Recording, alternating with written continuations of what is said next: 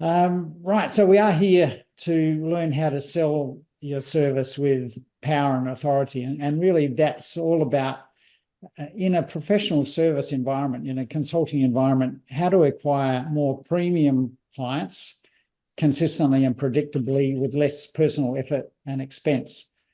So what we're going to cover today is the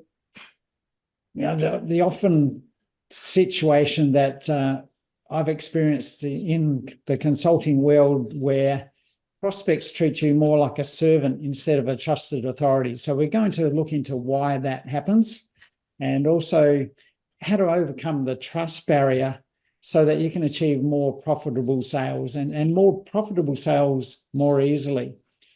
And we also will look at how to pre-sell your services so that your prospects actually want to buy, so that you have to do less convincing and that the sales meetings you have with clients are easier. You meet with less resistance from them and they actually want the solution that you offer. Also, then how to make your competitors irrelevant and how to command premium prices for what you do. And then finally, we'll look at what strategic authority marketing is all about and how you can use a strategic authority marketing system in your business to attract more premium level clients consistently and predictably. So before we jump into that, why listen to me? Who am I? If you don't know me very well, I'm the founder of Business Flight Path, obviously.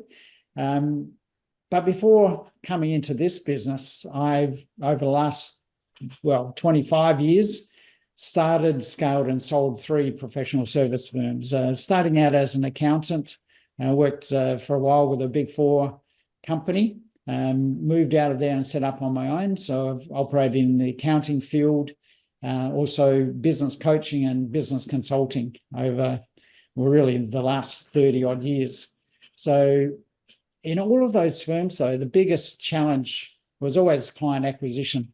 And I remember when I first left my employment and started out as a consultant or in a accounting space, a virtual CFO type business, the challenge was, how do I get clients? I didn't have a big network. Being an accountant, I wasn't a very outgoing person. I didn't really enjoy networking situations.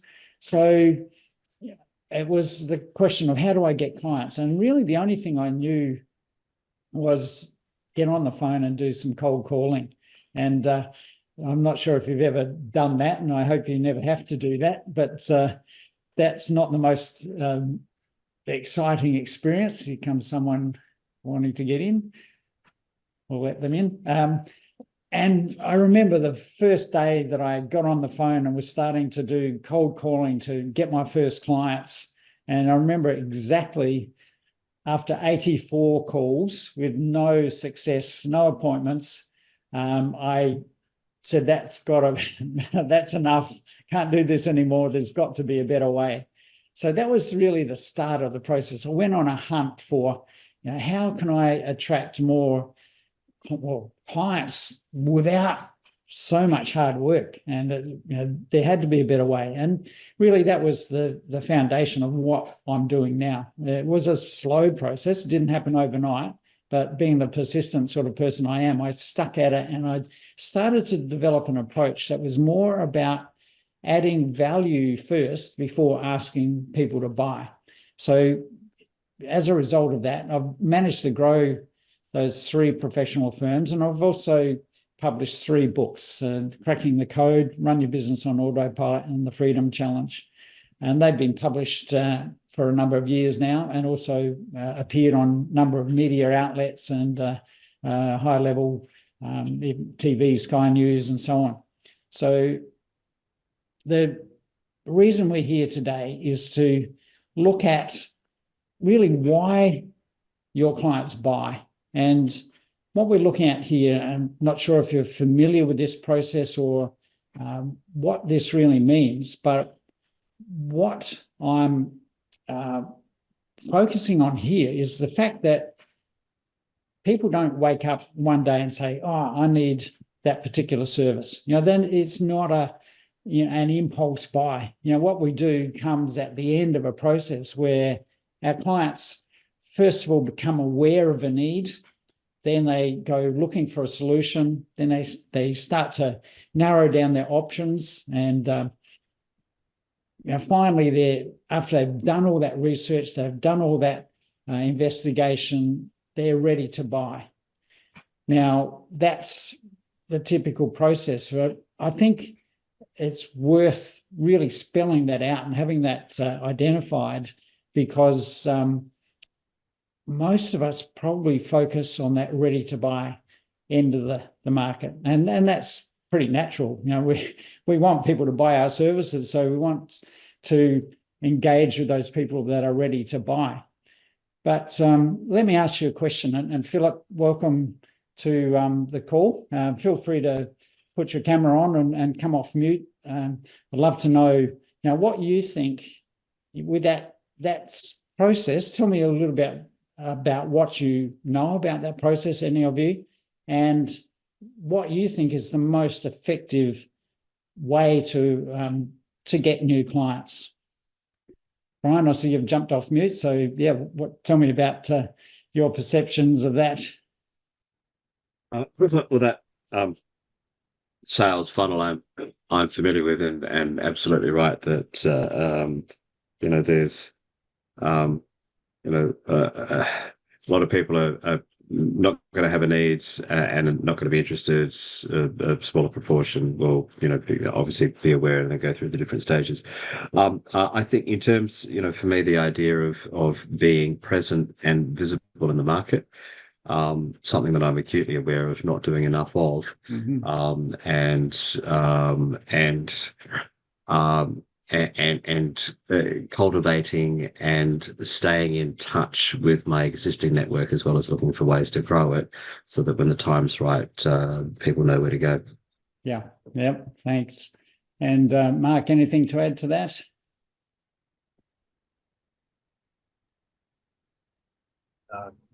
No, I don't. No, well, anyone tell me, and Andrew and Philip perhaps put in the chat if you don't want to come on camera, but what is the most effective way to get new clients, or what's the best marketing approach that we can experience? Well, word of mouth, right? This is strong.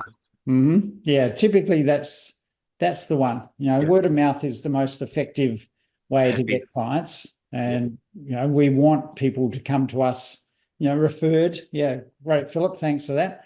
Referrals is it. That's typically how, as consultants, we acquire clients, and it's great. We want all the referrals we can get, but as Brian already alluded to, there is really a cap on how many referrals we can get.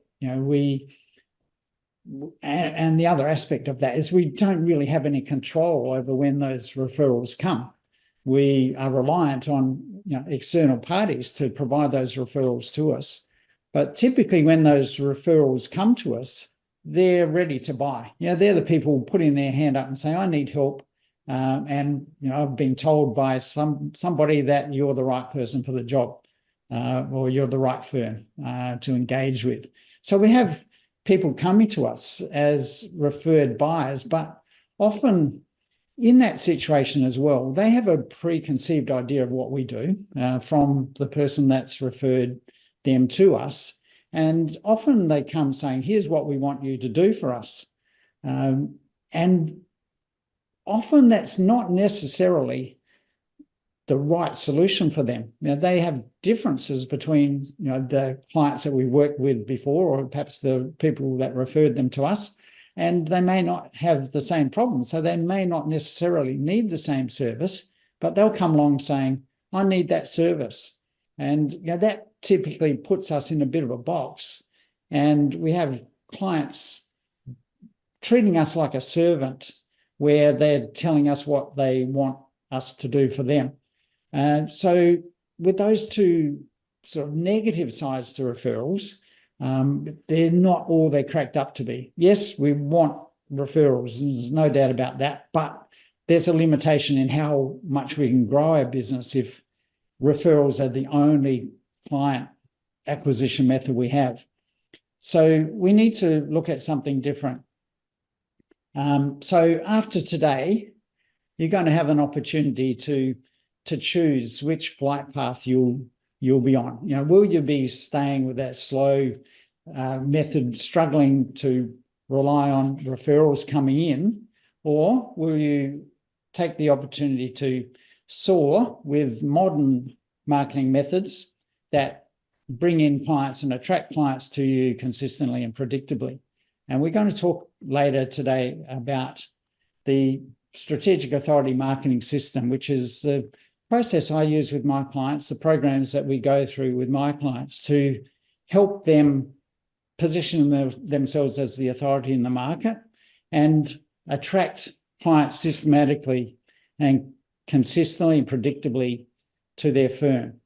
So people like the people on the screen here, just a handful of people that have experienced this program and achieved brilliant results as a result of going through that process with me.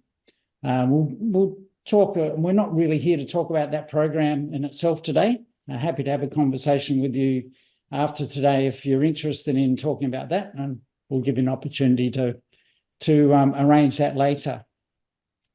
But I want to come back to this buying spectrum and look at how a lot of consultants address this challenge. And really it's about advertising and promotion. We look beyond the referrals system, if we can call it that. It's probably not a system, but it's our only method of attracting our clients. So, but if we want to go beyond that and start to have some control over our process, we look to advertise or promote our business in other ways. And sometimes that might be just going to networking events and putting ourselves out there in the, amongst our ideal clients, or hopefully where our ideal clients are hanging out, and being seen by them and having an opportunity to meet and introduce ourselves. But then there are other more serious advertising approaches that we can use as well. But typically, all of those methods are focused on that ready-to-buy market. We're looking to find the people that are ready to buy our services. And naturally, why wouldn't we? We want people to buy what we have to offer. So that's the natural target for us. However, again, there's some challenges around doing it that way. And typically, the biggest challenge at that point is that we know we've got the right solution for our clients, but they don't know anything about who we are. I'll get out of the way of that picture there. You can see the guy on the other side of the wall. And typically they're saying, well, I don't know who you are. I don't know your company. Don't know your company's product. I don't know what your company stands for. Don't know your company's customers. Don't you know your company's record or your reputation? Now, what was it that you wanted me to buy? So we've got this huge barrier to overcome, because at that point, people are ready to buy, but they don't know anything about us. So there's a wall that we have to break through in that process. So how do we address that? And maybe the solution is to move that focus back towards earlier in this buying spectrum. Can we start to advertise or promote to people that aren't ready to buy? Can we start to engage with them on the way? And yes, we can, but let's look at the challenges in doing that. And typically at that point, people aren't ready to buy. So there's often when we direct our messages to that sector of the market, they're in a position where they don't really care. They're not interested so much in what we have to say or what we offer. And our challenge there is to change that apathy to urgency. We need to be like the person on the screen here who has moved from a position of, I don't really care what you have to say, to, help me out of this situation. So that's the challenge in our marketing. But with that market sector that's not ready to buy, we have to shift them through that process so that they're becoming ready to buy and seeing us as the solution for them. So really the biggest part of this barrier is a lack of trust. When we have referrals coming to us, there's a referred trust in that process. There's a relationship that's already in place where people have told them, these are the people you need to use. These are the people you need to talk to. So there's a level of trust that is there in those referral relationships that's not there when we go to market and we advertise and promote our services. So it's really about overcoming that trust barrier to have the opportunity to build a relationship with the potential clients, and even in that earlier part of the buying process, to establish trust along that pathway before we get into a sales meeting with them. So the real challenge in this process, if we're going to change our methodology from just relying on referrals to attracting clients through our own methods, we need to move from being unknown and untrusted to becoming the accepted authority. We need to move our services from being regarded as a commodity to being seen as a preferred solution. And we need to change our approach from random acts of marketing to having an attraction system in place that are delivering new clients to us consistently and predictably. So let's look at how we're challenged in that area. What are the problems in being unknown and untrusted? That's the first problem we have in our marketing. No one knows who we are, and therefore there's a lack of trust. So people don't buy from us when we advertise to them, particularly in those earlier stages of the marketing journey. But even at that ready-to-buy stage, when we advertise, they don't believe us. They don't believe what we have to tell them. They don't believe it will work. They don't believe it will work for them. And they sometimes truly can't afford to pay for the solution. So that makes it pretty challenging for us to get in front of the right people and actually build the trust that they need to have in us to be willing to part with their money and buy from us. So that's the marketing challenge we have, and particularly early on in that buying journey for them as well.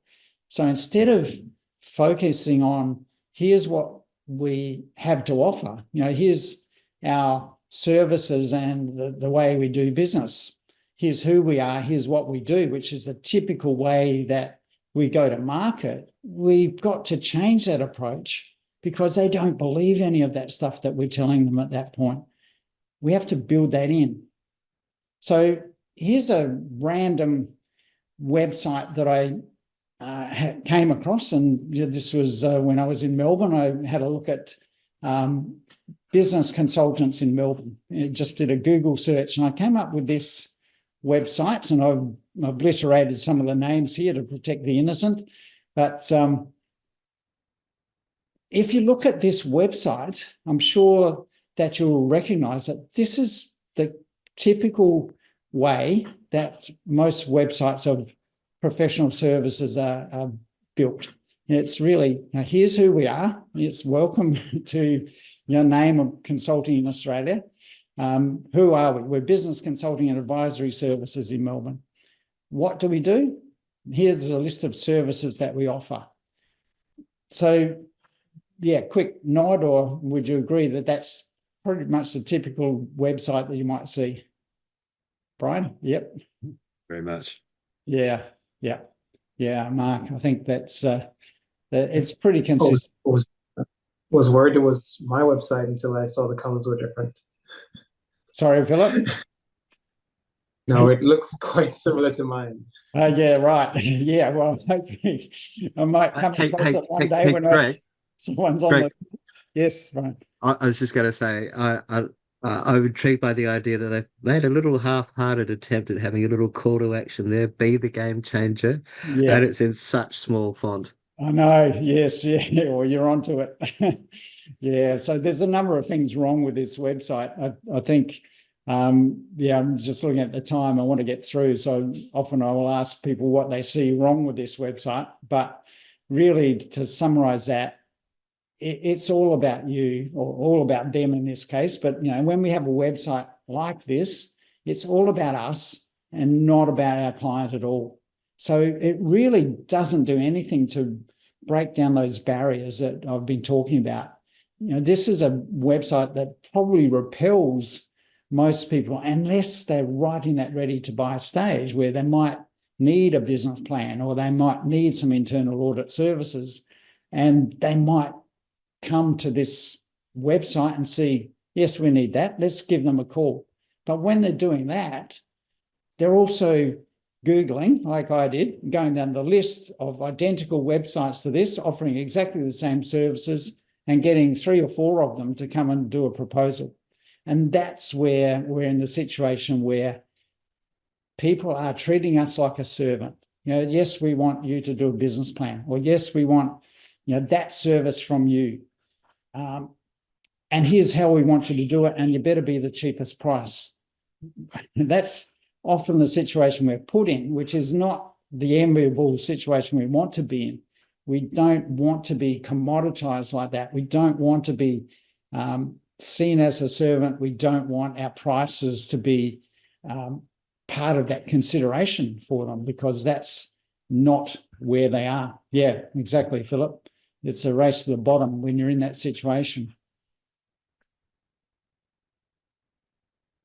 So part of the problem is that 90% of professional service buyers check out a consultant's expertise online before making a decision.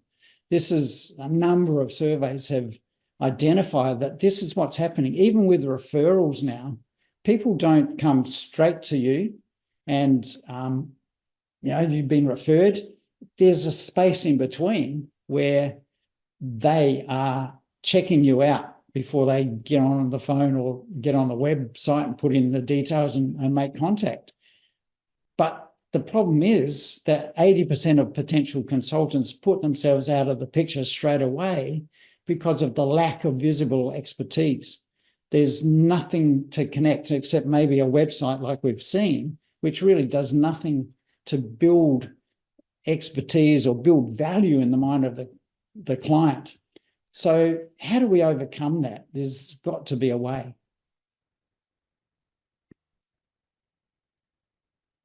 So how do we get to the sale? And according to Forrester research, 70% of the buyer's journey takes place before a salesperson's involved. 75% of B2B buyers use social media to research vendors. 74% of buyers choose the sales professional and company that was first to add value and insight into the buying journey. And in 2014, and still valid today, LinkedIn did a study of 5,000 buyers in leadership positions and found that 92% of buyers want to deal with the sales professional who's known to be the market or the thought leader in the market, or in other words, the authority in the industry.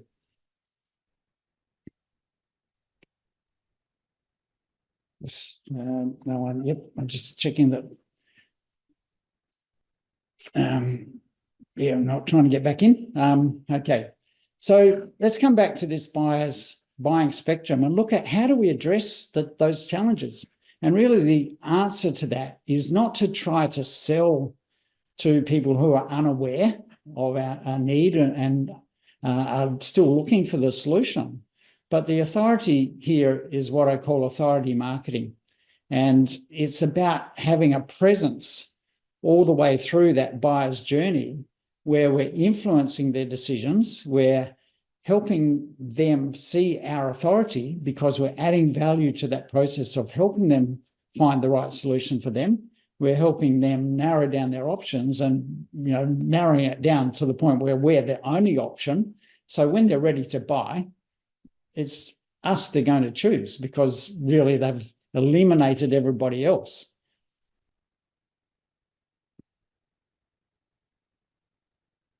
So is there a shortcut to trust? So here's a couple of options. I think, the used car salesperson is probably a shortcut to distrust and lack of trust. The stereotypical used car salesperson is, automatically untrustworthy. But on the other hand, a doctor is probably one of the most trusted people on the planet. We almost automatically trust a doctor. But there's other people that we automatically trust as well. And I'll look at that in a minute. But what I want to look at is, how do we build trust with power? And the power is an acronym for, first of all, positioning yourself as the authority, then owning the agenda in the sales meeting, winning their trust through that sales meeting, using education as part of that approach, and finally recommending. So rather than closing sales, which is the old methodology, we need to be like that doctor. We need to use this same approach that a doctor will use. And I think if you consider it, a doctor is a very professional salesperson that meets with very little resistance. When a doctor does the diagnosis and they recommend a treatment, almost automatically we accept that recommendation and go ahead with that treatment. There's very little resistance. Very seldom are we going to say to the doctor, is that your best price on that? We're very seldom going to say, let me think about it. Let me run that by a few other people first. So, we go to the doctor and accept the recommendations. So what if we could operate like a doctor in our sales and marketing process and have that same level of authority? So there's some clues. I think positioning yourself as the authority is the most effective way to have that almost automatic acceptance of your recommendations. And, there's several people in our lives, or, types of people. Obviously, our parents are the initial authorities that we relate to. The teachers then are probably the next people that we relate to, although with my wife being a teacher and the way schools operate these days, I think that level of authority has been undermined quite a bit in society these days. But when I was at school, at least, the teacher was an authority. Policemen or police, we've got to get up to the modern terminology. Police authorities, and obviously doctors are authorities that we see. So we automatically tend to obey authorities. They represent something above ourselves. We respect them. We obey what they ask us to do. So how can we position ourselves as an authority to get that sort of same level of trust and acceptance in our sales and marketing process? So really our aim is to do this strategically. We want to systematically position ourselves or our organisation as the leader and the expert in our client's industry, in our communities or our marketplace, and get to a point where we have an outsized level of influence above and beyond all of our competitors. So where our clients see us as the authority, they see us as the market expert and really the only go-to organisation to get the solutions they're looking for. Okay, Mark is trying to get back in. So positioning ourselves as the authority is, the whole purpose is to set up a sales meeting so that you have clients that already see you as a trusted advisor. They're already predisposed to want the solution that you offer. So imagine what it's like when you have people coming into a sales meeting that already want the solutions that you're offering. They're already pre-sold in that process of marketing to them. So along that buyer's journey where you're taking them through the process of helping them become aware of what their problem is that they're struggling with, helping them become aware of what the best solution is, that you're the one influencing their thinking and process. And the reality is, as we saw in those statistics that we looked at before, if you're not there providing that information for them, your competitors are. Somebody is there, they're finding that information somewhere, even if it's inadequate information, even if it's not very good information, they're looking for it to do their research, to do their due diligence in that buying process. So if you're able to do that better, more effectively than any of your competitors, you automatically become the authority in their mind and the go-to solution. So maybe you've heard about being the authority in the market before, and you may have heard lots of advice. And the normal sort of advice that you're going to get is, create content, maybe write a book or write blog articles, create 150 posts a year on social media, and maybe post daily. Or recently I've heard someone recommending doing 4 posts a day on Facebook. Well, I don't know about you, but that sounds like a lot of work, and it's not something I think most of us can really achieve very effectively. There are ways to do it, but is it really the answer? Other advice is to become a speaker, attend National Speakers Association to learn how to speak and get speaking gigs, or display your credentials, offer testimonials, show the logos of your media appearances. Well, you may have recognized that actually I've done all of that today, but is that what actually creates authority? Let me tell you a story about 2 ancient Greek identities. One was a guy called Pericles, who was a Greek politician. He was an orator, and he was a pretty popular person in his day. And these 2 guys appeared around the days of the Spartan Wars, so about 300 BC. But Pericles, when he got up to speak, he would give a great speech. He would talk to people, and people would applaud. They would say, "Wow, what a great speech." Now, Demosthenes, on the other hand, was a general in the army, and he would get up in front of the people when there was a battle ensuing, and the army needed more volunteers, more recruits. Demosthenes would get up and he would speak, and he would prevail on the people of what he needed. And when Demosthenes spoke, the people, instead of saying, "What a great speech," they would say, "Let us march."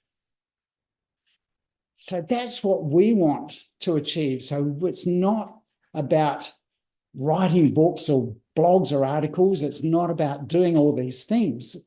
It's the way that you do it that's really important. So I've seen a lot of media posts where I can look at that and say, "Yeah, that's an interesting article. That's some good insights." But very rare are the ones that I read and see where they motivate me to action. But that's really what we want to be able to achieve. That's what gets us clients. When the people read our stuff, where they watch our videos and they are compelled to take action because of that, that's the type of content we need to create. So my advice, different from those things that we can do, is first of all, know what you stand for and against. Be dedicated to a cause worth supporting. You need to be able to attract your ideal clients because they identify with that cause. They support your cause. They understand your cause and they align with your cause. They have the same values. They automatically want to join and support you in your cause. Like Nelson Mandela. He was drawn into a cause because he believed in that cause. so much that he gave his life to it and compelled other people to join his cause. They supported what he was on about. He didn't have to sell to these people. He just had to talk about what he believed in, what his cause was, and the people that aligned with that automatically joined him.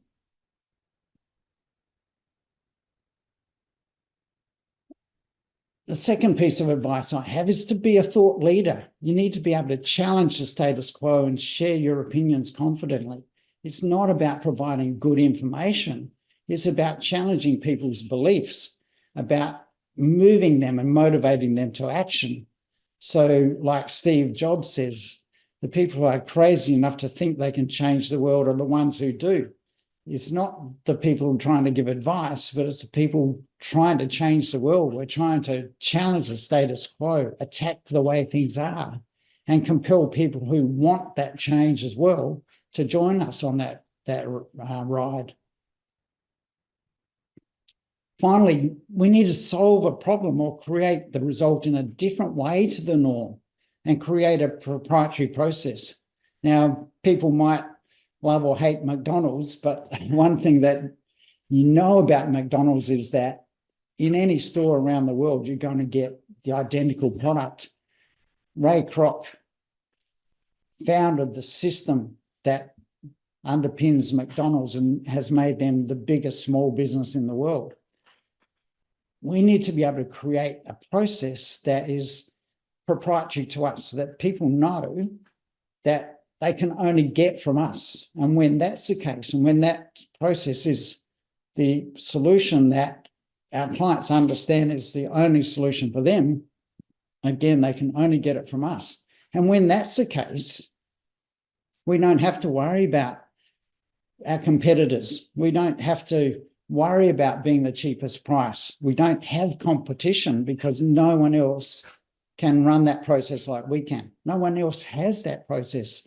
So when our clients want that solution, we're the only choice for them. And then we can charge whatever we like within reason, but we don't have to worry about being the cheapest price in that situation. So we need to, first of all, connect and challenge. That's the process. We need to help our clients through that buying journey. And we need to go through this process. And the process here we're talking about is, first of all, entering the conversation in the minds of our clients. We need to create content that connects with them at a problem level. Then we need to enroll them in ongoing communication. We need to get them to subscribe to something that we're offering that provides value to them. And then we educate with more value, more content that educates and challenges their thinking. Then entice them to come into a sales meeting with us so that we can identify whether we're the best fit and whether we have the best solution for them. Then engage them in an initial service where they become clients and start to pay us, and then have a process that escalates that relationship with them so that we can continue to serve them on an ongoing basis and get them to provide referrals for us. The rest of that process, once we have established our position as the authority in the market, is through the sales meeting. We need to own the agenda. This power construct I've talked about. Owning the agenda means continuing to assert our authority by setting the expectations for how the meeting will be run and the outcomes that we expect from that meeting. Then we win their trust even further by diagnosing the situation and conducting triage. We don't want to be selling to them. We don't want to be trying to convince people that what we have to offer is the best solution for them. By diagnosing their situation, focusing more on them than us,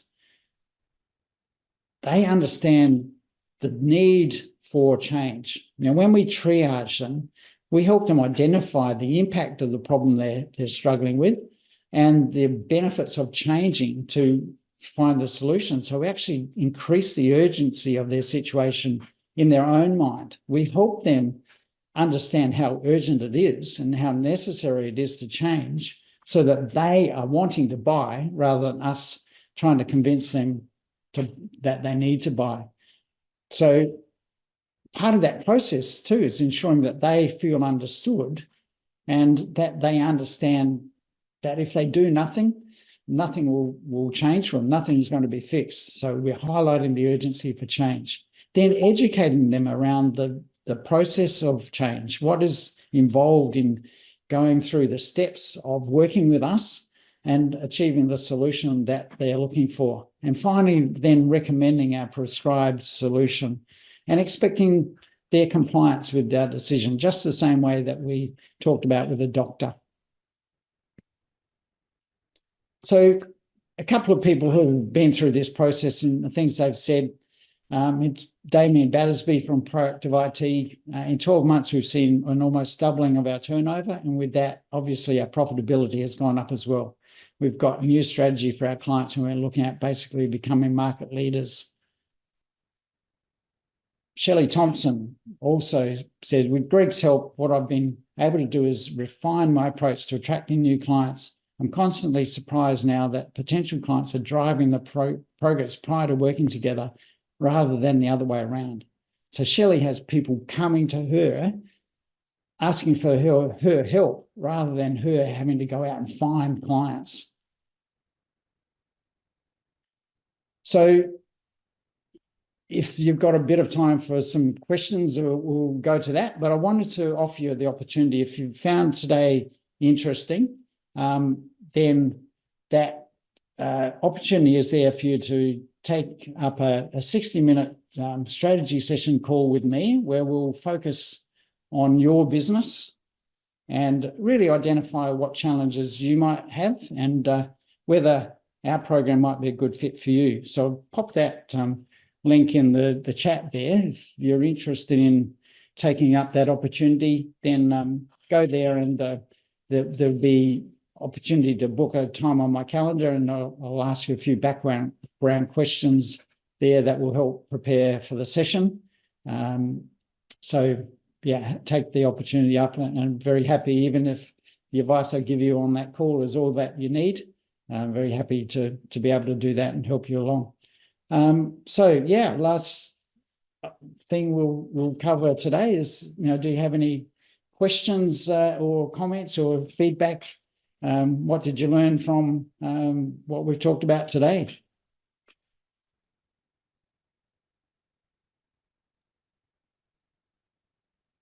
Yeah, Brian? Yeah. Very intrigued around the positioning as authority and how you get to that.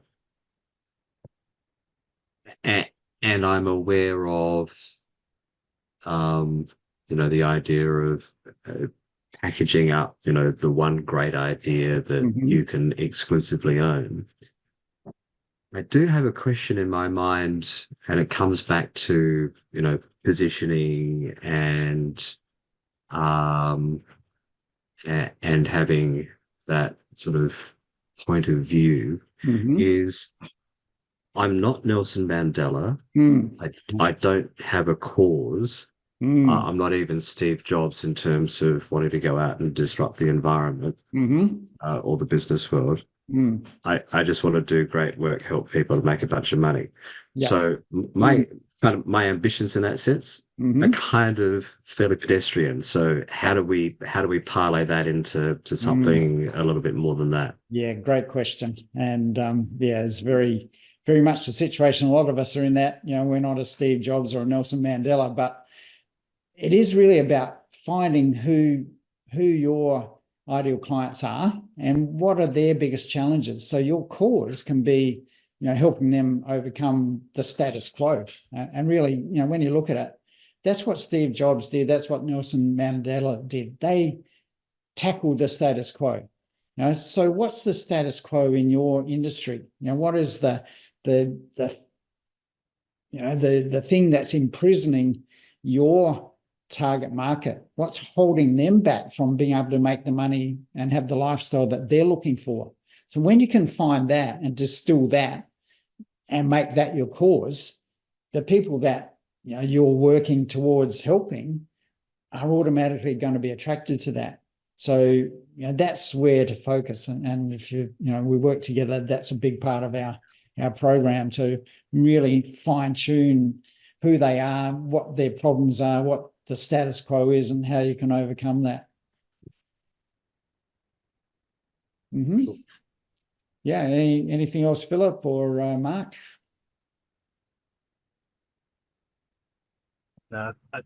Thanks, Greg. No, I understand what you're talking about, and it's just, you know, it's good to keep hearing it, and that too, because I'm doing so much. So I am always wondering how to niche down with my best offer.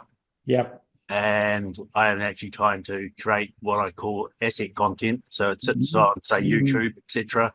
Yeah. You know, turn it into video, and then you're just sharing the link, but it's working 24/7 for you, and it's got all the pricing and everything on it, and all that sort of stuff too.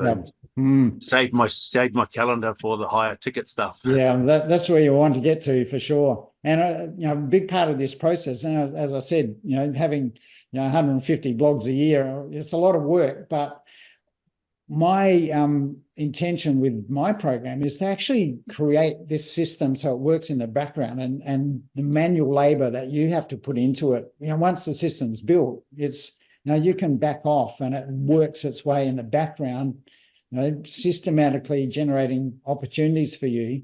So, the first part of the process you might have to be involved in is just sitting with someone in a sales meeting. And that's the objective of the process that we work with our clients on. So, yeah, you're not having to do all the work up front. You're not having to, initially even just go to networking meetings like a lot of us are trapped in. Get away from all that. Have a system that works for you, so you don't have to do the work in it. Yeah, it's like what I'm teaching, right? Do the work once and continue to get paid for it over and over. Exactly. So, yeah. Same thing with your content, right? Exactly. And I have an AI system as well that I market to, which works 24/7 for me in the background with hype, the right target. Yep. So yeah, it's just having the automating as much as possible, right? Yeah, exactly. Yep. Someone's trying to get in right at the end. Maybe they've got their time wrong. Philip, did you have a question there? Yeah, no, thanks so much for this.